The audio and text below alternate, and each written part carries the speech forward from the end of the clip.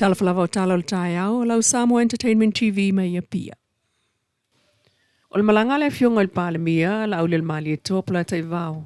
Le ua tea pula tai vau fosi shmeti le aso whamanatu o toke lau ma le pulenga o le malo New Zealand.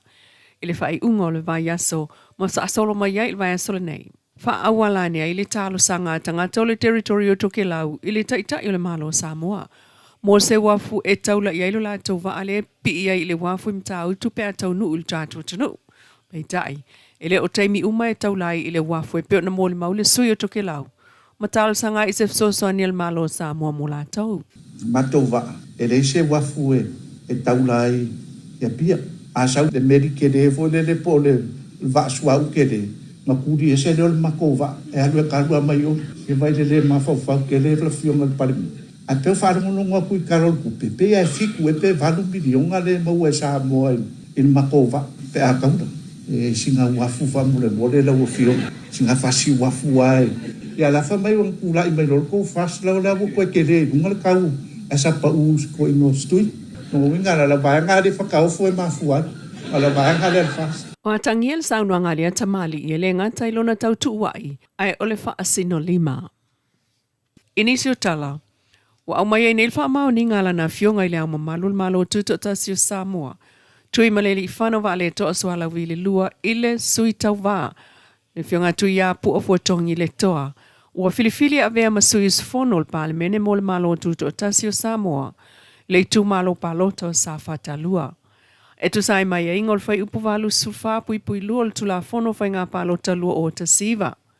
Ua wha mawinai le aso sutolo yulai lua o luono I tala wha asolo pito le malo tuto tasio Samoa le toe fo ialo ia mai ai o le fionga tu iai wha awaula na lima tau sangol palemene lona se fulu valua Samoa. Na ua ia filifili ai e alu ese mai le HRPP ai o pongi le fas o lo taita ia le malo talu mai le lua o lua tasi. Ua mautu mai ai le faipule o safa talua. Ai wawa no foi, isi no foe lua le mauta faitu la fono, mo vai maunga tolu ma fale alili tasi. Talu fa ai unga, ale fa masinonga o palota. Elena atupe se mafua anga e o itangata e asiasil no fuanga o tausi ai whanau, sasa waina Samoa, le Campus of Hope Tona I mato. O le asa filena moli mawina ilwa senga o whanawa o nga mai Vanuatu, o a o ngai ile University o Aul Pasifika i Alafua, le USB Vanuatu Student Association. O le nganga o le whaivi inga whaatasil sa pati ma whanau o ile to manga moe popo ngā tia lena mōli mawinai. E le ngata o le lotu, ai o le ai whaatasili to na I sao whawha I lunga o le fola, ma tamaiti wha soa ma vi ia le nganga o le alofa. Ai o foa I o tau mawha o le taimi. Ma wha awawai lava ia lātou wha evangalia o pese psenga matala talanga. Ma watu ai fo il wha amanuia a le pulenga o le Campus of Hope, le SVSG Samoa Victim Support Group, I whanawa o ngā le USB Vanuatu Student Association.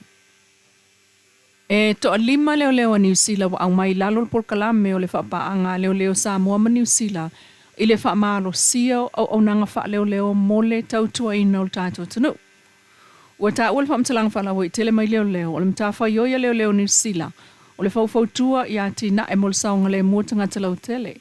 O le a whaasoa mailo la tau sila fia e whautua ina le whaatinonga so suenga whaasoli tu la fono. O au onga wha leo leo mso se isi vaenga mana o miailo la tau to mai il wha leo leo I Samoa.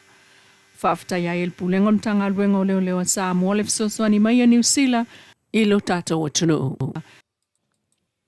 Tala nao tai au Samoa Entertainment TV ai toe tuli tau mai. Ia tala iau vai whanua le fia fia na nei.